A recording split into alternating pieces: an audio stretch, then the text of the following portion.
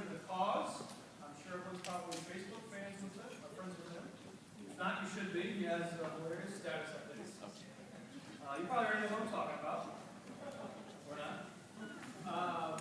But he's a good friend of myself. He's a good friend of our organization. He's been very helpful with the growth of YL. He's been very helpful with the growth of our mission and our message. I think he's a very articulate gentleman. And I think if he's ready, I'm ready to bring him out. I told him he has to buy some time for us before we have the panel come out. But everyone, put your hands together for Mr. Jack Hunter.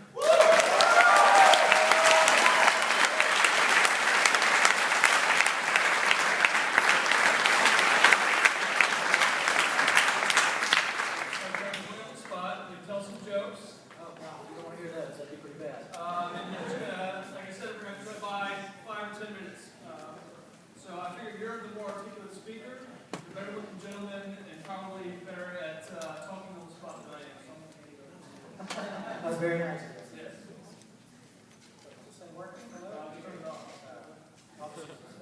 Not very good with technology. How's everybody doing tonight? We're going to have a hell of a panel, obviously, later on. We have members Justin Amash, Thomas Massey, Mr. Tim Hughes, King, Labrador, Tom McClintock, and Walter Jones. So I'm not leaving anybody out there.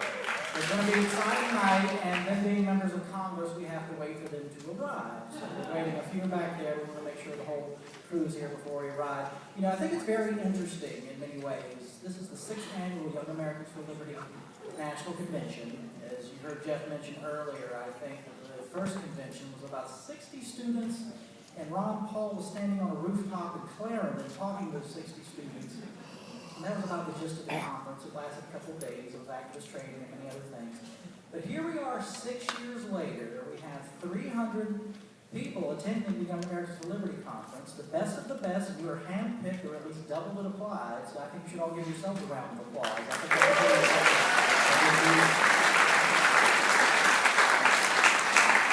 I think it's also worth noting just how far this movement has come. You know, 6 years ago, it was the end of the 2008 Ron Paul presidential campaign.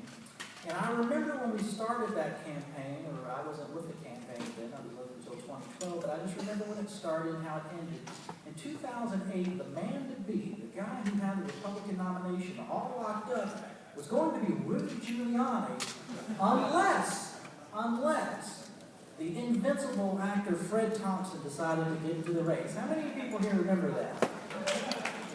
Now, how many people here remember that at the end of that election, Ron Paul got more votes and delegates than both of those men combined? Now, that's a little bit of electoral history, but more importantly, what that is, it's a reminder that we have ideas, we have a philosophy, we have things that just people find attractive in the American body politic now that they're desirous of. And what I mean by that is, I think we're at a juncture in American politics and culture, quite frankly. Well, the old two-party system, the old conventional Republican and Democrat answers are not satisfying people, and I think that's particularly true of young people.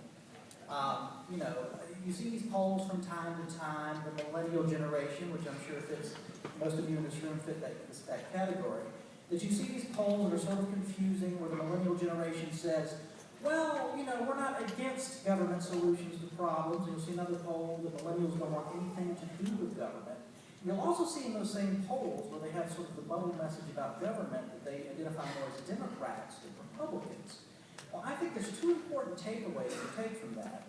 First of all, I think the fact that even though they identify as Democrats, but they're not sort of beholden or worshipful, if you will, of the idea that the state or the government is the answer to everything, is a big distinction from their elders and their grandparents, particularly from the Democrat or liberal side.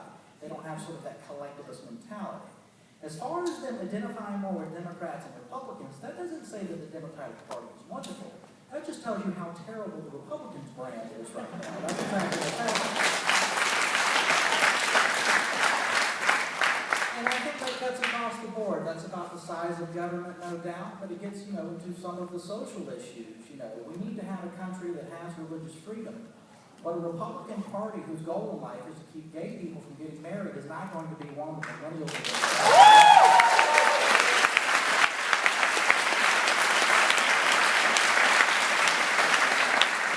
A Republican Party party whose entire identity is that we're going to keep marijuana illegal for forever, medicinal or otherwise, is not going to give the millennial vote.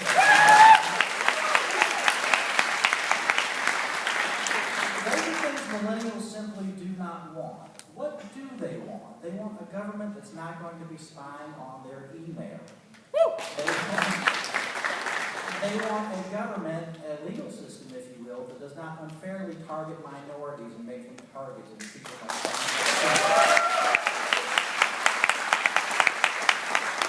What they want from their government is somebody who respects the Bill of Rights, the Constitution, and Jeff Frazee.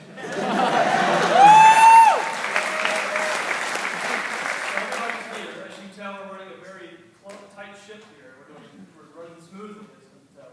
But everybody is here. I think I'm actually missing Congressman Mosh, so we can all give him a hard time when he's here. But I'll go ahead and bring everybody out, and we'll go ahead and start next time. In no particular order, and I guess I'll leave Congressman Amash, maybe he'll get here on the tail end. Well, to make it short, I think millennials have got it right, and the 80 million millennials of this country, I think, are the future of this country, and that's many of you in this room. On that note, these are members of the House Liberty Caucus that are here with us tonight, something that did not exist 6 years ago either.